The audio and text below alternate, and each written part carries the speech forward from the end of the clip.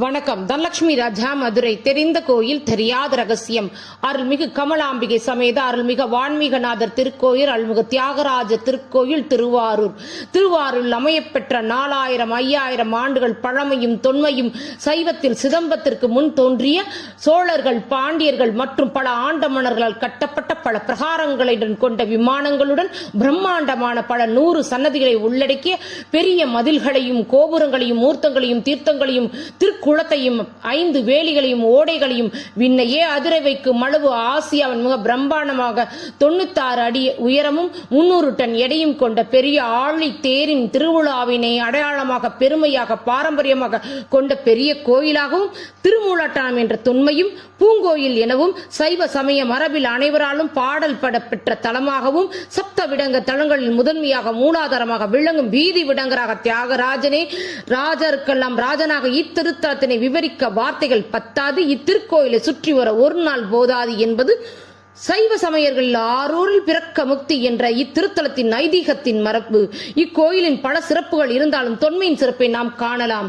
திருவாரூர் திருத்தலத்தில் மூலவராக வான்மீகநாதர் சுயம்புலிங்கமாக திருமேனியுடன் புற்றிலிருந்து தோன்றியதனால் புற்றிடம் கொண்டார் என்ற திருநாமத்துடன் கருவறையின் தொன்மையை காலங்கால் கணக்கிட முடியாது என்பதும் மற்றொரு சன்னதியானது தியாகராசர் சன்னதி இங்கு தனிப்பெருமையுடன் காணப்படுகிறது. திருப்பார்கடல் திருமாலின் மார்பில் தியாகராஜரை வைத்து வழிபட்ட திருமாலின் மூச்சின் ஏற்ற இறக்கத்துடன் ஏற்ப தியாகராசரின் நடனமானது ஆஜவா என்னும் அமிர்த நிலை நடனமாகிய மூர்த்தமானது முசுகுந்த சக்கரவர்த்திக்கு தேவேந்திரனால் வழங்கப்பட்ட 7 தியாகராஜ மூர்த்தங்களை 7 சப்த விடங்களின் மூலாதாரமாக திருவாரூர் வீதி விடங்கர் என்ற திருநாமத்துடன் ஆரூரில் அமர்ந்த அரசனாக விளங்கும் தியாகேசருக்கு சந்தியா நித்தம் சாயராட்சிய பூஜையில் மரகதலிங்க பூஜையினை வழிபட நித்தமும் தேவேந்திரன் வந்து வழிபடுவது ஐதீகம். நந்தியம்பெருமாள் எழுந்திரனில் சன்னதியில் காணப்படுவது தனிச்சிறப்பு. பாதிரி மரத்தினை தலைவிருட்சமாகவும் கமல தீர்த்தனை கொண்ட இத்திருத்தலத்தில் அம்பாள் கமலாம்பாள் யோக சக்தியாக இன்மைக்கும் நீலோத்பலாம்பாள் போக சக்தியாக மறுமைக்கும் அருள்பாலிக்கின்றனர்.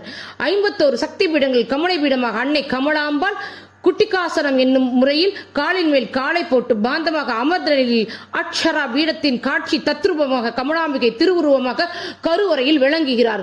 நீலோத்பலாம்பாள் போக சக்தியாக 2ஆம் பிரகாரத்தில் உற்சவர் திருமேனி அல்லியங்கோதை என்ற திருப்பெயருடன் 2 திருக்கைகள் சேடி பெண்களுடன் சமர்ந்திருக்கும் முருகனின் சிரசை தீண்டிய வண்ணத்தில் தியாகேச சோமாசி யாத்திரைக்கு செல்லுதல், மாணிக்க நாச்சியாருக்கு அற்புதம் போன்ற மராட்டிய காலிய ஓவியங்களுடன் அற்புதமாக கோவிலில் காணப்படுகிறது.